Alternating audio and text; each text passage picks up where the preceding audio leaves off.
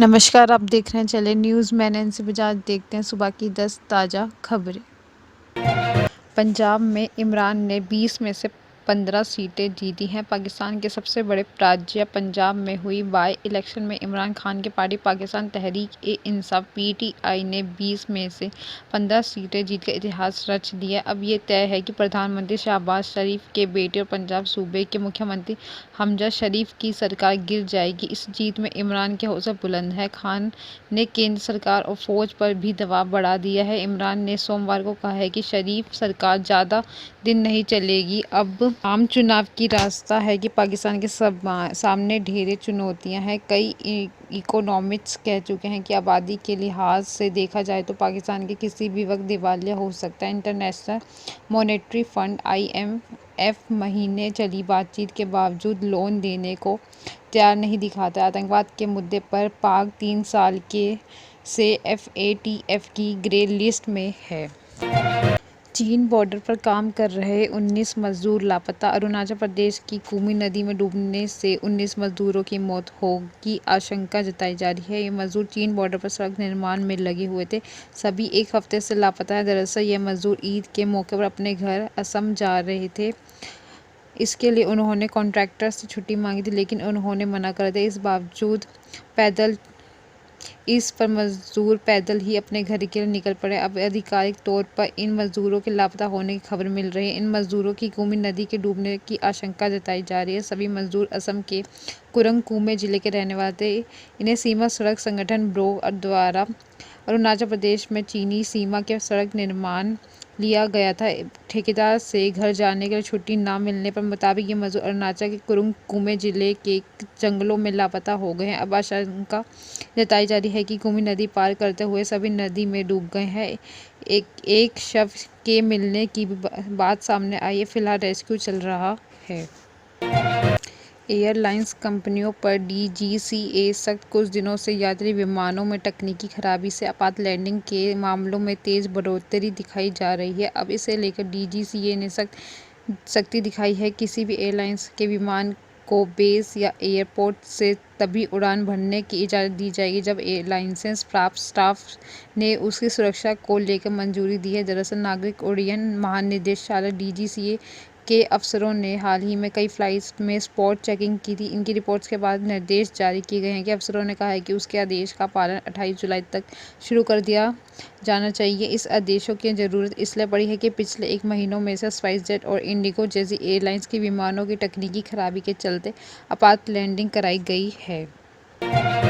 राम रहीम की याचिका पर HC में सुनवाई। डेरा सच्चा सौदा मुखी राम रहीम की याचिका पर आज पंजाब एवं हरियाणा हाई कोर्ट में सुनवाई होगी। उन्होंने बेअदबी केस को CBI से वापस लेने का प्रस्ताव को चुनौती दी है कि ये प्रस्ताव पंजाब विधानसभा के पास किया गया है। डेरा मुखी इस वक्त कई संगीन केस में रोहतक की सुनहरे जेल में बंद है। हाल ही में पंजाब पुलिस की नई SIT ने बेअदबी के सभी केसों में डेरा मुखी मास्टरमाइंड करार दिया है। CM भगवंत मान ने भी हाल ही में सिख नेताओं को 468 पेज की रिपोर्ट सौंपी थी, जिसमें दावा किया गया है कि राम रहीम को MSG मूवी रिलीज नहीं हुई है तो बदल लेने के लिए पूरी साजिश रची गई है। पंजाब में साल 2015 में श्री गुरु ग्रंथ साहिब के बेअदबी में कई केस हुए थे, जिनकी जांच के लिए तत्कालीन अकाली भाजपा सरकार ने स्पेशल इन्वेस्टिगेशन टीम SIT बनाई थी। इसके बाद यह जांच CBI के पास चली गई है। बाद में सरकार बदली तो विधानसभा में प्रस्ताव पास कर जांच CBI से वापस ली गई है।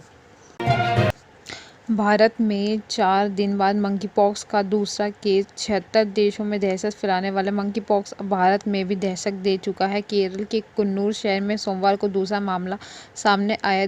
इससे पहले गुरुवार को केरल के ही कोलंबम में पहले मामले की पुष्टि हुई थी। मंकीपॉक्स के 2 मरीज मिलने के बाद केंद्र सरकार सतर्क हो गई है। केंद्र ने एयरपोर्ट बंदरगाहों पर पैसेंजर्स की कड़ी स्क्रीनिंग के निर्देश दिए हैं। इसके वक्त रहते मंकीपॉक्स के मरीजों की पहचान कर उनका इलाज किया जा सकेगा। राज्य के स्वास्थ्य मंत्री वीना जॉर्ज ने बताया कि दूसरा मरीज 31 साल का युवक है। वह दुबई से मैंगलुरु एयरपोर्ट पर 13 जुलाई को आया था। इससे पहले 35 साल का मरीज संयुक्त अरब अमीरात UAE के कोलंबो पहुंचा था। जांच के बाद उसमें भी लक्षण पाए गए हैं। जॉर्ज ने बताया कि 2 केस सामने आने के बाद राज्य के 5 जिलों में तिरुवनंतपुरम, कोल्लम, तिथा, अलाप्पुझा और कोट्टयम में हाई अलर्ट पर रखा गया है क्योंकि मरीजों का संपर्क इन जिलों में रह रहा है। इधर दुबई में लौटे दूसरे मरीज को इलाज के लिए परियाराम मेडिकल कॉलेज में भर्ती किया गया है। फिलहाल मरीज की हालत स्थिर है। उसके संपर्क में आए लोगों की भी जांच की जा रही है। शिवसेना के नए नेता बने हैं शिंदे। महाराष्ट्र के मुख्यमंत्री की कुर्सी के बाद अब पार्टी शिवसेना पर घमासान तेज हो गया। बागी गुट के नेता एकनाथ शिंदे ने सोमवार को अपने समर्थक विधायकों के साथ बैठक की है, जिसमें पार्टी के पुराने राष्ट्रीय कार्यकारिणी भंग कर दी गई। शिंदे गुट ने इसके साथ ही नई कार्यकारिणी का ऐलान भी कर दिया है। इसमें मुख्यमंत्री एकनाथ शिंदे को शिवसेना का नया नेता चुन लिया गया है। खास बात यह है कि शिवसेना ने पार्टी प्रमुख को पद से नहीं हटाया, यानी उद्धव ठाकरे को पद जस का तस रख गया है। नई कार्यकारिणी में दीपक केसरकर को प्रवक्ता चुना गया है, जबकि रामदास कदम और आनंद राव अडसुल को नेता चुन गया है। यशवंत जाधव, गुलाबराव पाटिल, उद्धव सांपत, शरद पोकनशे, तानाजी सावंत, विजय नाहटा, शिवाजी राव अधवार पाटिल को उपनेता चुना गया है। इधर पार्टी विरोधी गतिविधियों के आरोप में उद्धव ठाकरे गुट ने वरिष्ठ नेता रामदास कदम और पूर्व सांसद आनंद राव अडसुल को शिवसेना से निकाल दिया है। शिवसेना सांसद विनायक राउत ने इनकी जानकारी दी। बता दें कि आज शिंदे गुट की गई मीटिंग में दोनों नेता शामिल हुए थे, जिसके बाद ये कार्रवाई की गई है। लुलु मॉल के बॉयकॉट पर एक्शन में अबू धाबी। लखनऊ के लुलु मॉल कहने को तो यह यूपी का सबसे बड़ा मॉल है, मगर इसके खुलने के बाद भी शुरू हुए विवाद 8 दिन बाद भी खत्म होने का नाम नहीं ले रहे हैं।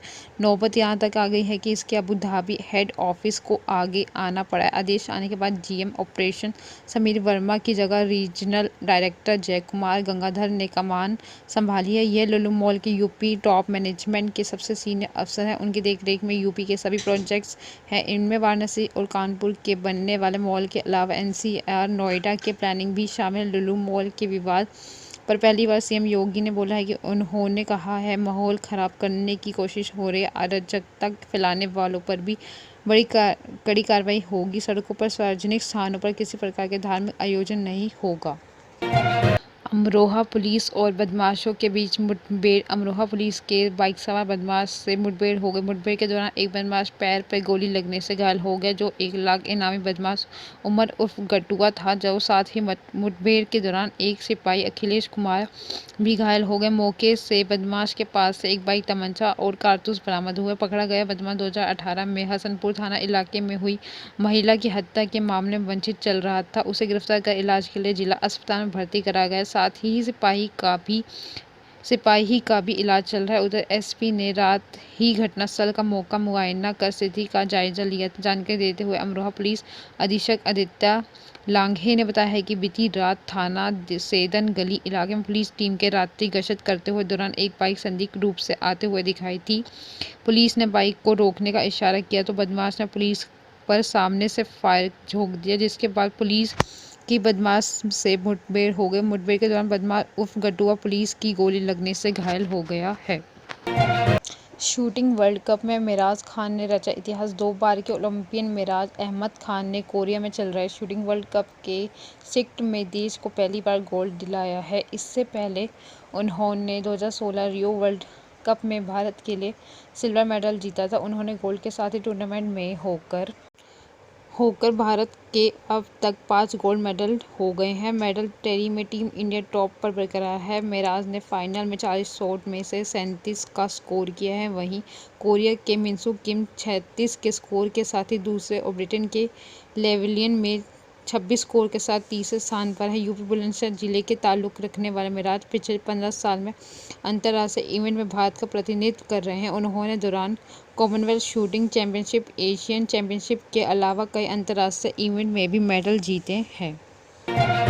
हाईकोर्ट पहुंचे पंजाबी सिंगर दलेर मेहंदी। मशहूर पंजाबी सिंगर दलेर मेहंदी पंजाब एवं हरियाणा हाईकोर्ट पहुंच गए हैं। दलेर ने कबूतरबाजी केस में मिले 2 साल कैद के खिलाफ अपील की है। दलेर ने हाईकोर्ट ने सजा रद्द करने की मांग की है। इस वक्त दलेर पटियाला सेंट्रल जेल में, जहां वह रोड रेज केस में 1 साल कैद काट रहे पूर्व क्रिकेटर कांग्रेस नेता नवजोत सिद्धू के साथ एक ही बैरक में बंद है। दलेर मेहंदी पहले शो करने विदेशों में जाते थे। इसी दौरान आरोप लगा है कि उनकी टीम के साथ 10 लोगों के अवैध तरीके से मेंबर बनाकर अमेरिका पहुंचाया गया है। इसके एवज में रुपए लिए गए हैं। कबूतरबाजी यानी मानव तस्करी करार देकर 2003 में दलेर के भाई शमशेर सिंह पर केस दर्ज हुआ। जांच के दौरान इसमें दलेर मेहंदी को भी नामजद कर लिया गया है। ये थी सुबह की 10 ताज़ा खबरें। ऐसे अपडेट्स के लिए बने रहे हमारे साथ। हमारे चैनल को लाइक करें, कमेंट करें एंड सब्सक्राइब करना ना भूलें। धन्यवाद।